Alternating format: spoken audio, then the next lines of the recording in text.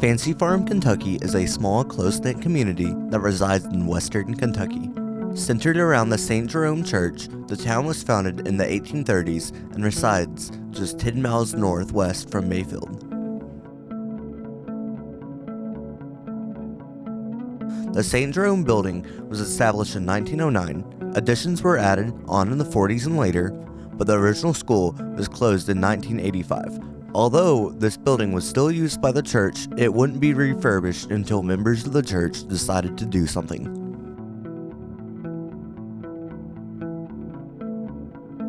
It really got rolling in 2011. We were at the tail end of some planning for campus-wide planning for the parish, and this building became a stumbling block.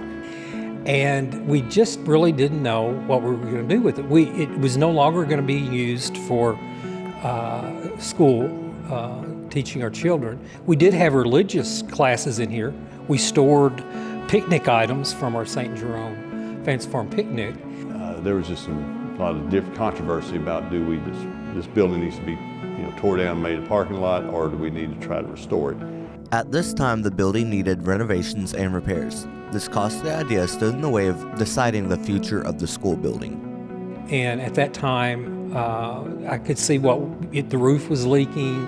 We were paying money to keep it up. The windows were leaking. Air conditioning was individual window units, that kind of thing. So it was costing us money to keep this thing going. After deciding the importance of heritage and keeping history alive, it was decided to give this building a new chance at life. In 2011, we had it surveyed by architects to make sure it was stable. And basically the word came back that it's absolutely rock solid building. It's incredible. This good news sparked inspiration within the community. The small committee that was now overseeing the project started their plans. How much would it be if we wanted to renovate this building? Possibly do it in phases. I think we had 3 phases.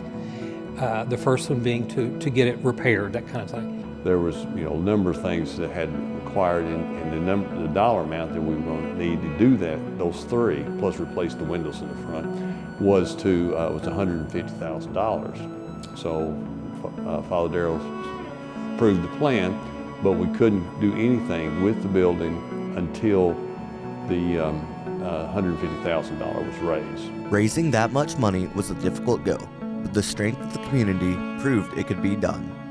One parishioner, who is deceased now, he made a challenge. He said, if y'all raise $75,000 on your own, I will match that with $75,000. So we knew once we got to 75,000, we would make our goal of 150 and be able to start. Well, we made more than we brought in more than $150,000. We actually brought in over $200,000 privately from parishioners around here, from former parishioners, people who lived away, people who hadn't been here before, people who didn't even come to church here. With the funds secured, renovations could finally begin. And so that's when in October of that year, we started cleaning out the rooms.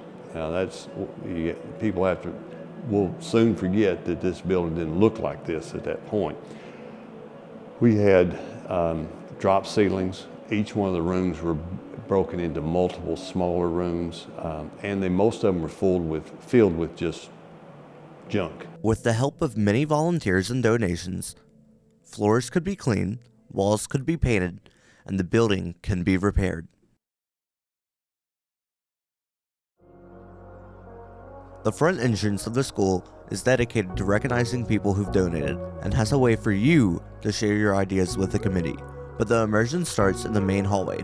Pictures of priests, nuns, and the graduating classes are hung up and down the wall over display cases of artifacts.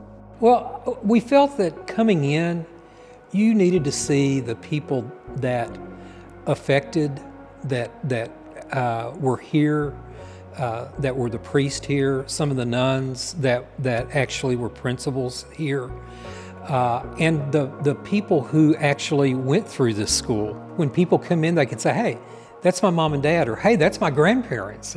Hey, that's my great-grandparents. Well, the showcases, and we have, to help everybody understand, when we started putting together the museum part, we were getting in different things, all kinds of interesting things, and so we didn't have it like multiple rooms open. We didn't have the upstairs open at all for a long time.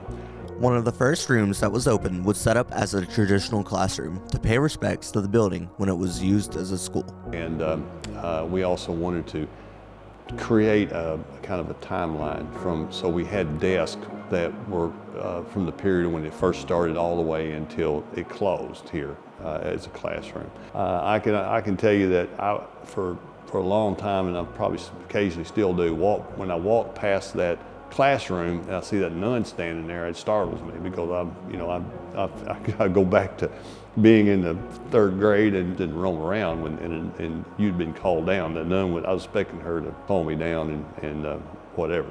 In the classroom, desks from every age line up and face the nun. You can see how over the years kids left their mark on many desks.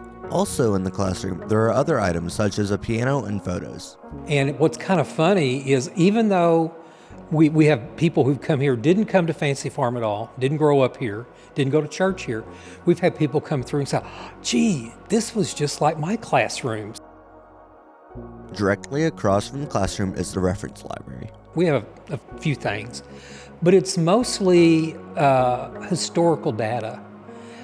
There's census from 1830 and 1840 of Graves County and Hickman County in there. There's books from our history. Brother Leo helped do, along with Sister Louise Donnelly, back in the 80s, did a book called the Willett Book. It's a blue book, and it's kind of our Bible of people that came and founded Fancy Farm. The reference library is filled wall to wall with data that people can use to trace back their heritage. I think one of the neat things, it was a few years ago at a picnic, there were 2 or 3 ladies that came in from Chicago, and I think their last name was Toon. And I'm going, oh, I bet you're in the Willett Book. And sure enough, they were in the Willett Book. That's what we're here about, people coming to find their roots. And that's one of the reasons why we developed that particular room where people could come in and sit down and peruse things and find their roots. The last historic room in the main floor is the museum room. Well, at first, we wanted enough to fill out this room, and we didn't have enough to have a theme. So we started spreading it around. After realizing what the museum was doing, the community started to donate more and more items. And so people started bringing things in. So we started segregating and accumulating things in a kind of we have a basketball or a sports theme area over there. We have the military, the picnic stuff. With so many different items in this room, it became a small taste of what the whole museum had to offer. We do not have a way to get people upstairs from a handicap standpoint. So we wanted to have everybody that could get on this floor, because we do have a ramp. A lot of people come through here, walkers, wheelchairs, that sort of thing, even the little scooters. And so if they come in here, they can get a taste. One of the most nostalgic things in this museum wasn't brought or donated here by people. It was given by time. When you step back and you see the little dips going all the way up the stairs when you're standing down on the first floor, you can just imagine the literally hundreds of thousands of steps that went up and down those stairs, and the children and you know what they were doing then, and you kind of wonder, gee, you know, where are they at now? Are they still alive? You know, that kind of thing. We always came down the same side. We always pivoted at the bottom. We went to the back restroom, those type of things. Moving on to the upstairs, the hall does have some Knights of Columbus memorabilia. And so it was kind of in homage to the efforts and what they've meant to it. Just a very positive organization that allows just a betterment all the way around. there's a deep military history here out of St. Jerome Parish, St. Charles and St. Denis. And there was a lot of memorabilia that's happening. There's a lot. We have we have Civil War veterans. We have Spanish-American War, World War I, and a lot of World War II. Some Korean and a lot of Vietnam veterans, and now Gulf War veterans. So both of them. So we wanted to have a place to honor everybody who had served, because it's a small percentage of people who actually go in the military. Honoring the brave men and women that have fought here for centuries is very important to Fancy Farm. Many uniforms and other memorabilia has been donated to that room. Everybody was very proud to, some of those guys were reluctant. Had to kind of coax it out of them, but they did it. And then we also found a home for there's a Vietnam memorial wall plaque upstairs that was used in the movie In Country. And it's an exact replica. It's incredibly heavy. It took 8 of us to pack it up the stairs. Across the hallway is a room dedicated to teen culture. This includes sports memorabilia, signs that spark stories, and is named after a small diner that used to be in Fancy Farm. A couple here in town, Rudy and Judy Elliott, put together a restaurant over here. We called it the Gopher Hole.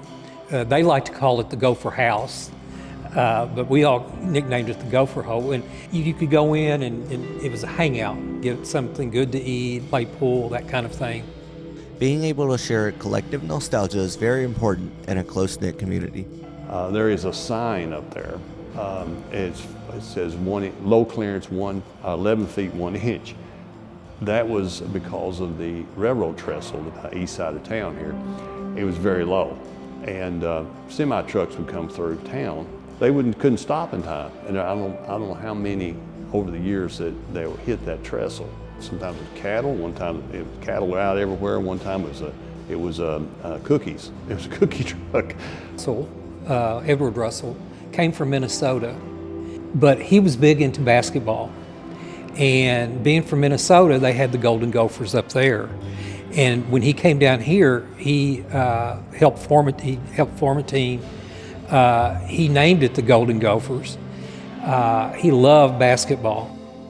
There's a lot of history in this building. They offer open houses, private tours, or even a room to rent out called the social room. But this museum is all about honoring and remembering the events that made this town the way it is. I hope they will remember that this is their building. This is their history, their ancestors, their grandparents, great-grandparents, whatever. They were the ones that helped build this, and this is their history. This is their legacy to pass on to their family, and then their family. But the main thing I think we all really want them to understand, and people see it, is that things don't just happen.